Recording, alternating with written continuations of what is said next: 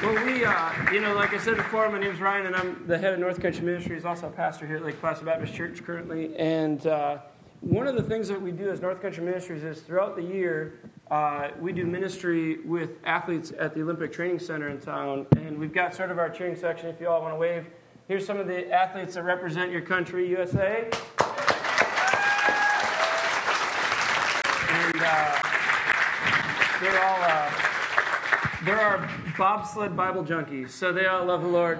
And one of them, Brittany's going to share in a little bit. And if I were to describe Brittany in one word, it would be a couple syllables, but firecracker. So Brittany's just going to share a little testimony, a little word of encouragement here. So welcome, Brittany, please. Thank you. So like Pastor Ryan said, I'm Brittany, and I feel a little unworthy to be up here talking to all you guys because I am not an Ironman. In fact, my teammates could even testify that I am not an endurance athlete. I almost puke every time we have to do anything over 100 meters. But I am a bobsledder, and so I think the difference between you guys and us bobsledders is that you guys train a whole lot to run a whole lot, and we train a whole lot to run very little. So my job basically is to push, I think the sleds are like 400 pounds when we're all inside of them. So I push a 400-pound sled as fast as I can for about 5 seconds and then launch myself inside, and then I hold on for dear life while my drivers try to navigate us safely down about a mile-long track, anywhere from 70 to 90 miles an hour. Usually takes less than a minute till we cross the finish line. And then I sit up, pull the brakes, and we're done. So it's kind of cool. So yeah, feel free to hunt any of them down afterwards and talk with them. But has anyone, while you've been in Lake Placid, got a chance to go out to see the bobsled track or take the bobsled ride?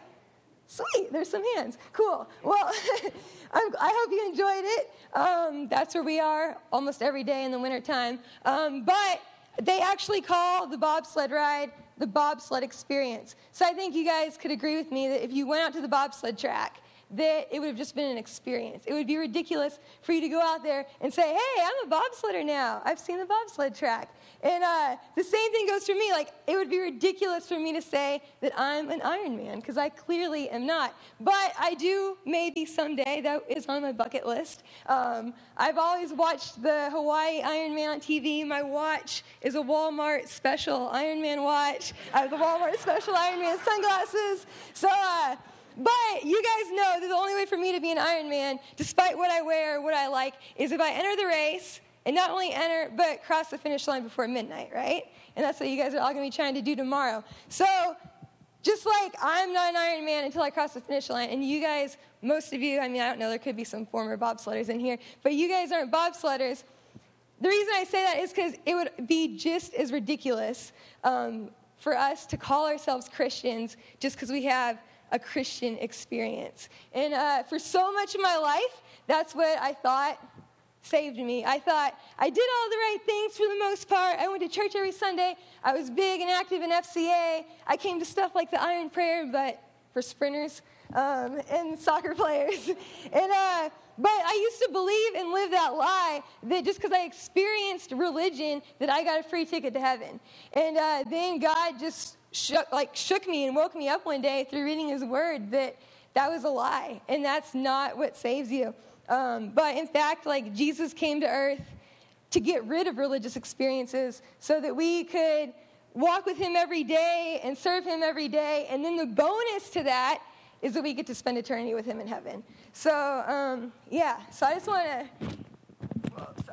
James 1:27, that's one of my favorite verses. Actually, I have 3 favorite verses on here. But one of them, it says, Jesus doesn't consider going to church religion. What God accepts as pure and faultless religion is to look after orphans and widows in their distress and to keep yourself from being polluted by the world.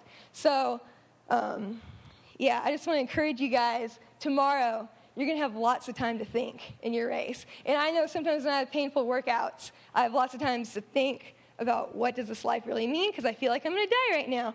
So,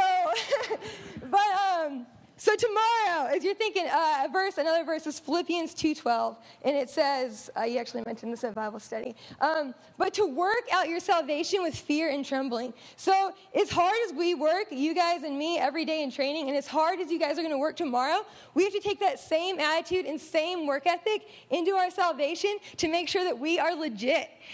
Because so many people, especially in America, I see it so often, like me myself, I was living a lie. So we have to work at it.